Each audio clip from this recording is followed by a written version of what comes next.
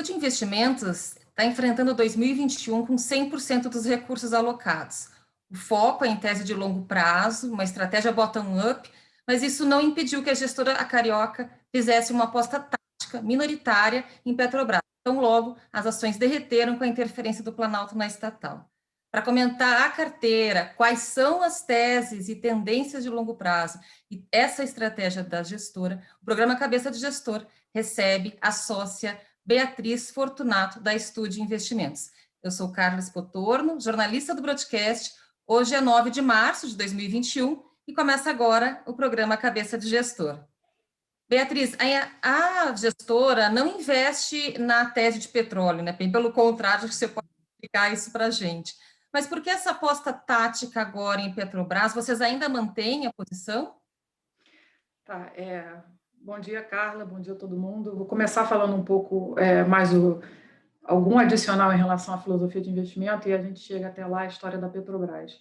A gente tem, como você falou, essa abordagem bottom-up, né? Porque a gente acredita que quanto mais macro a gente olha, maior a chance de erro, né? Eu vejo a macroeconomia assim como uma mistura de sistemas super complexos com política, ou então assim é super difícil a gente conseguir prever o que vai acontecer. Eu acho que tem todo tipo de economista dando opiniões nos mais diferentes sentidos, e são todas opiniões que são muito difíceis de serem verificadas. Então, a gente acha que olhando mais o micro é mais fácil da gente acompanhar, verificar e até falsificar, eventualmente chegar à conclusão que as nossas teses estão erradas. Mas a gente acredita que é possível você escolher um portfólio que consiga ir bem e criar valor meio que independente de qualquer cenário, né? Então, assim, hoje falando do que a gente está falando do ambiente mais conjuntural, mesmo eu acho que tem algumas companhias que vão conseguir crescer e criar valor ao longo do tempo, independente do Fed subir os juros ou independente do que vai acontecer com o fiscal do Brasil. Então, essas companhias são companhias que a gente acha que estão inseridas dentro de tendências mais seculares, né, que vão evoluir durante mais de uma década. Então, acho que só para citar algumas. Por conta do negócio mesmo, né?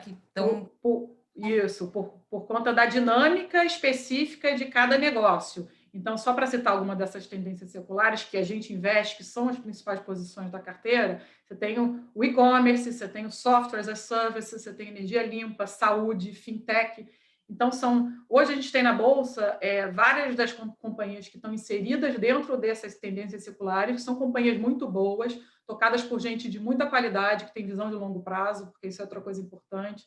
A gente acredita que todo valor relevante é construído ao longo do tempo e, particularmente nesse momento, com valuations excelentes. Então, assim, você tem muitas companhias de muita qualidade com valuations excelentes. Então, esse perfil de companhia é a principal posição do fundo hoje.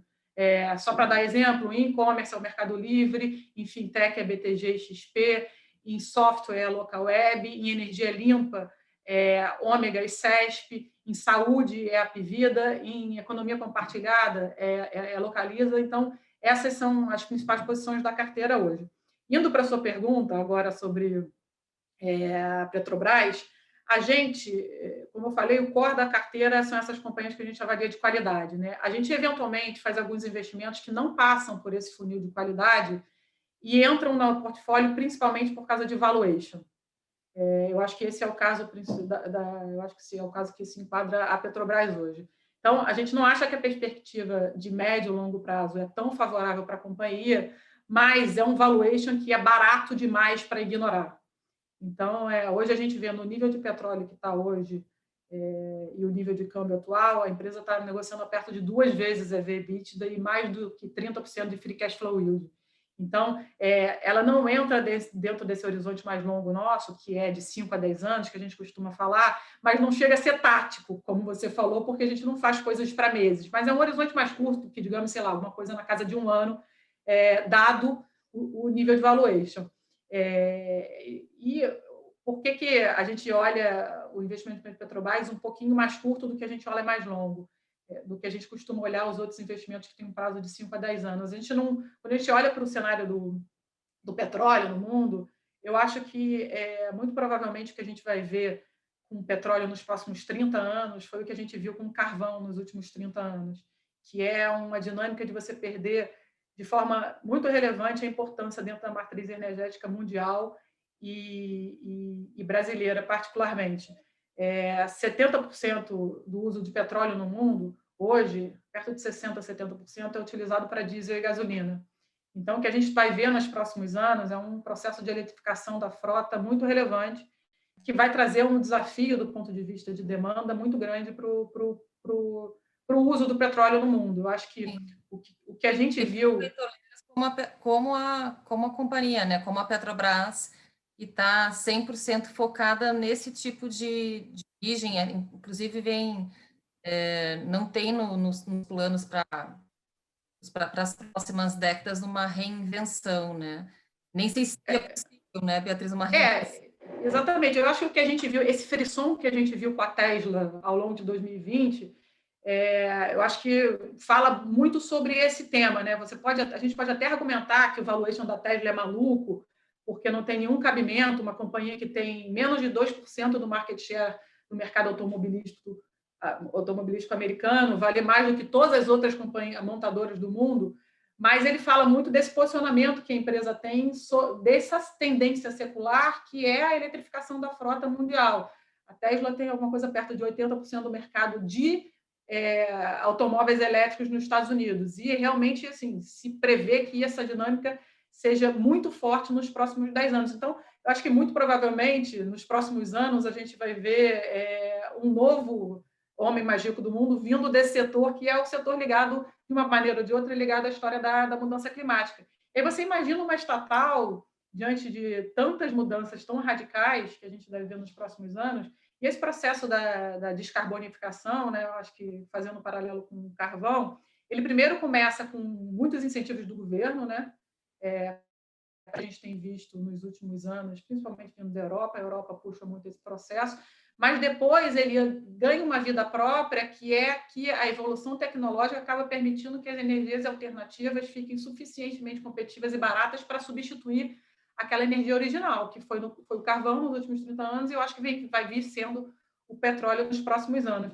E você imagina uma companhia estatal que não consegue ter horizonte de longo prazo, ter que passar por todas essas transformações que, de fato, você tem que olhar 10 anos para frente, 15 anos para frente. Então, acho que é muito difícil, diante desse cenário mais longo, você não vê a Petrobras enfrentando um desafio muito grande para a sua permanência, seu nível de rentabilidade e até, eventualmente, num horizonte mais longo, a sua própria existência, né? Sim. Então, inclusive, tem acho que muita no gente Brasil que acha que toda essa pressão ISD que a gente viu nos últimos meses, principalmente da pandemia, são pressões que vão fazer com que o preço do petróleo suba, né? Porque elas vão acabar gerando que você tem mais restrição de aumento de oferta e, por outro lado, a demanda não vai cair tão rápido assim porque os substitutos não estão aparecendo numa velocidade tão rápida. Eu acho que é possível que isso aconteça, principalmente quando você fala de um horizonte de 2 anos, mas, de novo, com o carvão não foi isso que aconteceu. O carvão saiu de forma muito relevante da matriz energética do mundo, sem ter pressão de preço da commodity. Mais recentemente, sofreu uma série de restrições regulatórias e também não houve uma pressão relevante do preço da commodity. Isso vai depender muito de como a evolução tecnológica vai fazer com que o preço das energias alternativas caia, e que isso, que no final das contas, vai impactar a velocidade da substituição da demanda do petróleo pelas outras fontes de energia. Mas esse processo de eletrificação da matriz energética do mundo é um processo que é muito relevante, eu acho que vai continuar por muito tempo. Você está falando, acho que a transição da frota à base de petróleo na Europa, por exemplo, ela já está muito mais acelerada e sendo pensada, planejada do que no Brasil. Mas ainda isso que você está falando, a gente pode ver já uma transição com o barateamento da energia eólica no Brasil, né? Eu queria aproveitar, e você falou de uma questão que me parece bem importante, que é a questão do valuation das empresas, né? É isso que faz com que hoje a carteira do fundo, enfim, é uma das coisas que contribui para a carteira do fundo, está 100% alocado. Ano passado, as ações que estão no universo de cobertura, de interesse de vocês, baratearam demais, foi isso? A gente, sem dúvida nenhuma, a justificativa da carteira estar sempre 100% alocada é porque a gente vê muitas oportunidades nessas teses que a gente considera de muita qualidade e que estão com um valuation muito bom. Algumas ações que a gente tem no portfólio ficaram mais baratas nos últimos meses, incluindo 2020, outras não. mas a foto que a gente vê hoje é que muitas empresas que conseguiram até surpreender positivamente a gente ao longo do ano de 2020, com as iniciativas que tiveram e com a resiliência que o próprio negócio conseguiu enfrentar a crise, estão numa posição hoje competitiva melhor do que estavam no início de 2020. Então, e com valuations melhores. Um exemplo disso, acho que é a Natura, Localiza, a Equatorial, alguns outros nomes que eu não falei naquela fala inicial. Sim, eu queria que você comentasse um pouco a tese da área da saúde, você se mencionou, acho que tem Hapvida, mas também tem Sul América, né? Telemedicina tem a ver com a visão que vocês têm para esse setor? Nossa principal posição no setor de saúde é a Hapvida, né, que está um pouco menos exposta a esse tema de telemedicina. A Hapvida, ela resolve um problema no Brasil, que é um dos maiores problemas, não só do Brasil, mas do mundo, que é o problema da inflação médica. A gente tem visto ao longo das últimas décadas a inflação médica subindo muito mais do que a renda das pessoas. Isso acaba fazendo com que os planos de saúde fiquem menos acessíveis. A Hapvida conseguiu, através de uma integração e verticalização dos processos e controle sobre os procedimentos médicos, controlar essa inflação médica como ninguém no mundo e no Brasil conseguiu até hoje. Então, isso acaba fazendo com que ela consiga ter o plano de saúde mais acessível do Brasil e, mesmo assim, tenha maior rentabilidade dentro dos planos de saúde do Brasil. Então, assim, é uma vantagem competitiva avassaladora diante do resto do setor, e um setor que tem uma perspectiva de crescimento muito bom, né? Porque só 20% da população brasileira tem plano de saúde, é um bem que é super desejado, e o resto da saúde brasileira quem provê é o SUS, que a gente sabe que o Estado está quebrado e não tem muita capacidade de investir no SUS. Então, assim, é um posicionamento que é o produto mais barato, sendo mais rentável, com um produto que é provavelmente o mais desejado do Brasil, da população do Brasil como um todo, e que deve ter um nível de crescimento muito grande ao longo do tempo. Sobre a telemedicina... Ainda aqui para o crescimento desse serviço, desse produto, o mercado de trabalho e as condições do trabalhador, se tem ou não plano de saúde, se é formal ou não, ele acaba sendo um teto, né? Mas Sul América não é essa, não está dentro da mesma... uma tese, mas não com o mesmo porquê, é isso? A Sul América é mais exposta à história do emprego do que a Hapvida, porque a Hapvida, por ser um ticket muito baixo, acaba conseguindo ir razoavelmente bem, mesmo nos cenários em que os empregos estão reduzindo, porque existe uma dinâmica que as pessoas têm que fazer o trade-down de plano de saúde. Então, quando ela faz o trade-down, ela sai, por exemplo, de uma Sul América para uma Hapvida. Então, a Hapvida ela consegue crescer quando a economia está crescendo, e consegue, porque aí ela pesca lá na piscina do SUS, e quando a economia está mal, porque aí ela pesca no plano de saúde mais caros. A Sul América, a tese é um pouquinho diferente, assim, é uma companhia que é super premium, uma marca super reconhecida, uma gestão que vem há bastante tempo entregando um nível de rentabilidade no negócio de saúde muito interessante, e que hoje está com um valuation muito barato. Então, assim, uma empresa que a gente acha que tem qualidade no posicionamento, tem crescimento, tem um management bom, é uma empresa de dono e está negociando muito, muito, muito barata. Então, a história é um pouco diferente. E tem um upside maior, aí falando sobre a história da telemedicina que você falou, tem um upside maior que pode ser muito relevante para o lucro da Sul América no futuro. Como a Sul América não controla os custos dela, quem provê os serviços dos planos de saúde são hospitais, clínicas terceirizadas, né, como o Grupo Dora, a DASA, que vai abrir o capital agora. Qualquer ferramenta que faça com que ela tenha um pouco mais de controle para que os custos dela, sinistralidades com os atendimentos médicos cresçam menos do que vem crescendo, qualquer ferramenta nesse sentido é uma ferramenta que pode ter um upside muito grande para a Sul América. E eu acho que a telemedicina ela entra justamente como uma ferramenta que vai viabilizar você eventualmente conseguir fazer com que as pessoas que têm o costume de um plano de saúde, de um atendimento de emergência, com uma febre ou uma gripe, passem a substituir esse tipo de atendimento por um atendimento remoto de um médico cadastrado na Sul América, e naturalmente esse custo fica muito mais baixo para o plano de saúde. Então, acho que isso é uma dinâmica que a resistência caiu muito ao longo desses últimos meses por causa das quarentenas, e eu acho que é uma dinâmica que pode ser favorável, sim, ao nível de rentabilidade da Sul América no futuro. E que talvez seja um dos legados positivos aí da pandemia, que é ter esse serviço. Certamente não vai atender a todas as especialidades, diversas especialidades médicas exigem que a consulta seja, mesmo a primeira, seja presencial, mas certamente pode ser um legado interessante. Eu queria falar um pouquinho sobre rentabilidade. Os fundos de ações, de uma forma geral, eles estão sofrendo com retornos negativos, na Estúdio não é diferente, em 12 meses o principal fundo, aí o maior fundo, tem uma rentabilidade positiva, mas no ano está negativo, né? Eu queria entender os principais detratores para o resultado agora esse ano, e se é um resultado que pode finalizar 2020 positivo, ou como é que estão as perspectivas para vocês? Eu sei que no mercado nunca há previsibilidade, sobretudo agora, né? Alta volatilidade. Entender o cheiro, o que vocês estão vendo? Não, então, a rentabilidade negativa vem basicamente porque as únicas coisas que sobem de forma relevante na Bolsa esse ano são a Vale e a Suzano, né? São as empresas de commodity. Eu acho que praticamente todos os outros setores têm uma performance negativa e a gente tem uma exposição maiores a esses outros setores que têm as características que a gente tende a gostar mais, né? De crescimento contínuo por muitos anos e construção de valor ao longo do tempo, do que de commodity. Então, naturalmente, a carteira cai esse ano por causa disso. Mas, assim, todo o movimento que está acontecendo esse ano é um movimento muito macro e político. E, como você mesmo falou, assim, a capacidade de prever como é que vai ser o macro e o político, principalmente no curto prazo, eu acho que, sinceramente, eu não sei se alguém tem essa capacidade. A gente definitivamente não tem. Mas, assim, a gente acredita... Está mentindo, né, Beatriz? E se tem, está mentindo, né? Porque pois é. O STF sobre o caso Lula, quem ia prever?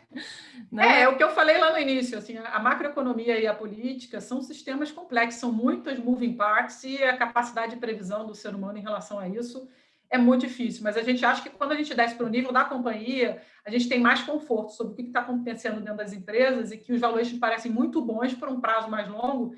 Então, a confiança é grande que o investimento do portfólio vai ser substancialmente maior do que da renda fixa num prazo mais longo. Acho que as companhias estão muito baratas hoje, essas que não são...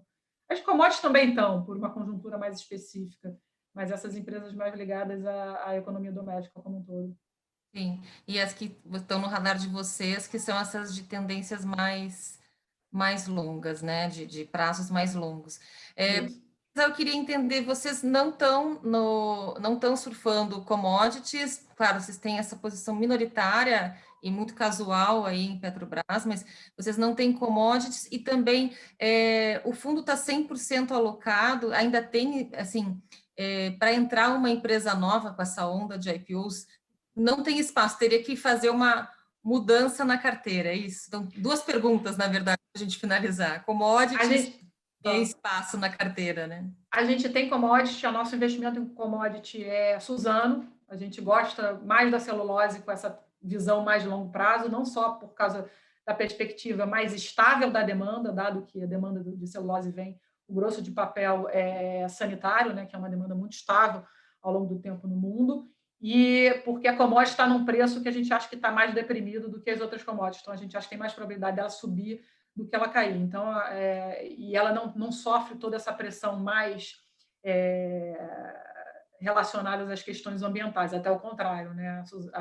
As empresas de papel e celulose, elas são liquidamente elas capturam carbono, né? Não geram carbono, como é o caso da Petrobras e a Vale. Então, a gente para um prazo mais longo a gente gosta mais, e por causa do momento do ciclo da celulose a gente gosta de Suzano. Então, a gente tem Suzano sim.